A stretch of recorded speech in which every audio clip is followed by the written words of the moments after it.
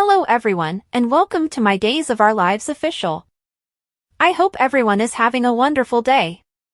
Before we begin, please hit the subscribe button and give this video a thumbs up. Still together in the DiMera mansion's living room, EJ and Nicole attempted to talk about their recent kiss, but quickly concluded that they would prefer to have sex. Nicole and EJ made out and undressed as they made their way upstairs to find a bed. Eventually, Nicole moved away from EJ and stopped the altercation. Nicole was promptly reminded by EJ that there was most likely someone else having sex at that very moment. "Eric is just using Sloane to get over me, but that doesn't mean that I should use you to get over him," Nicole said. "Use me," EJ pleaded. "One of my top New Year's resolutions is to stop making decisions that I will regret," Nicole said. "You call what you do making decisions?" Before retreating and leaving Nicole's bedroom, EJ made fun of her. After waiting until everything was under control, Nicole wrote Eric a text message that said, "Just wanted to wish you a happy new year." But after giving it some serious thought, sighed and erased it. Still by herself in the Salem Inn, Lee called Gabby many times and became more and more irritated when each call ended up in voicemail. "It's me again, your groom."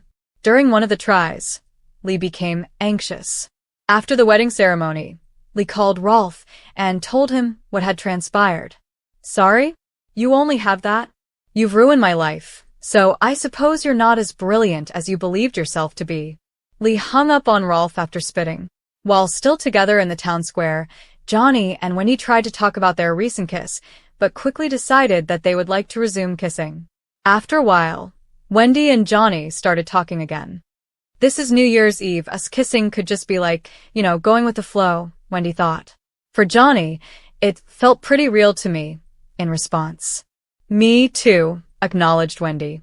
Johnny pondered whether Wendy might like to have a more private discussion in the park. Wendy shook her head apologetically at Johnny after taking a quick look at the adjacent Salem Inn. "I know I told my brother I was done with him, but his whole world blew up tonight," Wendy was worried. "Gabby is no longer with Lee. It is likely that he will lose his position at DiMera. He could even end up in jail," Wendy added. After Wendy said, "I feel so bad for him, and it kind of makes it hard to focus on how happy I am with you right now," Johnny nodded in agreement and said they would see each other the next day, and maybe even go on a genuine date for once. After bidding Johnny farewell, Wendy went inside the Salem Inn and made her way to Lee's room. Lee reminded Wendy, "You said I was on my own," Wendy explained. "I thought you might not want to be alone right now," and Lee nodded in appreciation. Wendy questioned whether Lee had actually attempted Stefan's murder months before. Lee summed it up as follows, "I temporarily lost my mind," Wendy said. "You were always ruthless in going after something you wanted," Lee said. "I discovered that at our father's knee." After Johnny arrived at the DiMera estate and discovered EJ in the living room, he disclosed that Rafe had been compelled to release Lee and Kristen because there was insufficient proof. Johnny pledged to keep EJ's prior knowledge of the brainwashing plan a secret from Rafe and Stefan. After thanking Johnny for the assurance, EJ shifted the conversation and inquired about Wendy's well-being. "In the upcoming year, we'll see what occurs. How about Nicole and you?" Johnny answered, retorting, "We'll see what happens in the new year, EJ." After storming into Stefan and Chloe's Miami hotel room and discovering that they were rolling around in bed together, Gabby moaned. Gabby worried, "Apparently, I'm a little too late," as Stefan and Chloe withdrew from one another in disbelief.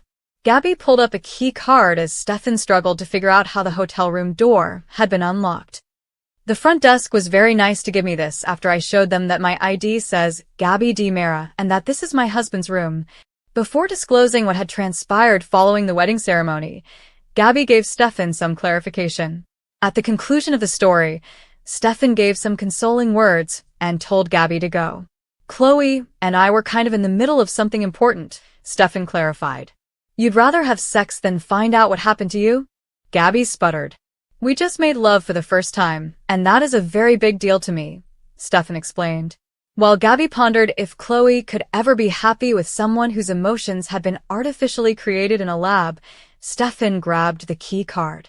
After ejecting Gabby from the hotel room, Stefan slammed the door and expressed regret to Chloe for disturbing her. Stefan was trying to get back into bed with Chloe when Gabby repeatedly banged on the door. Are you not even a bit curious about what happened to you? Chloe pondered.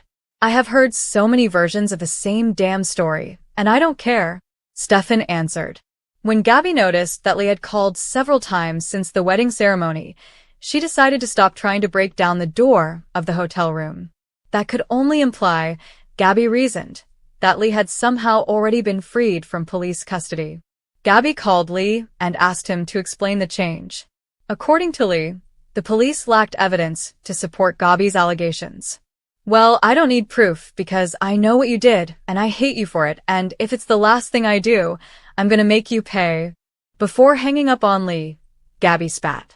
Stefan claimed to have genuine affections for Chloe and promised to provide evidence to support his claims. Stefan was informed by Chloe that it would likely be better if they stayed in different hotel rooms that evening. You sure? Stefan pondered. After tonight, I don't know. I'm not sure about anything, well, except that I did have a really nice New Year's Eve with you. So, thank you, replied Chloe. Stefan emphasized, it was the best night I can remember having in a long time, before kissing Chloe goodnight and leaving the hotel room with some bags. Lee expressed gratitude to Wendy for coming. You can take off. I wouldn't want you to hang around with a guy who's ruined everything for himself, Lee said. Well, at least you see that now. That's something, said Wendy.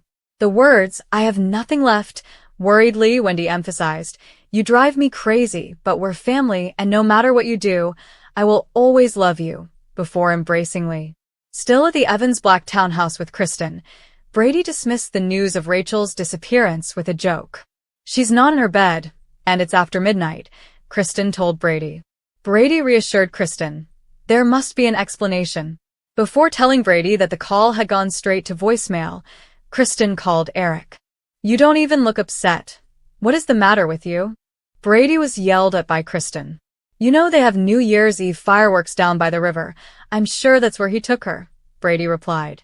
But he's not picking up his phones. Kristen shot back, interjecting, if you're talking about me, I turned my phone off. Eric brought a sandwich into the living room. Kristen told Eric about Rachel's disappearance. That's impossible. I just checked on her 10 minutes ago, Eric replied. Brady started to clarify. Rachel, sometimes she sleepwalks, but Kristen interjected to raise doubts. Brady insisted, she's done it once or twice before telling Kristen to look in every other bedroom. Brady silently demanded to know why Eric wasn't with Rachel after waiting until Kristen had left. She's with a woman who has zero scruples? After Eric's response to the question, Brady stuttered. She and Sloane hit it off immediately, Eric said. Brady.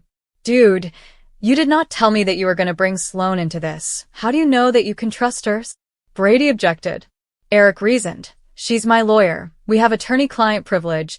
That doesn't mean a damn thing because she aided and abetted you in a crime. Brady shot back.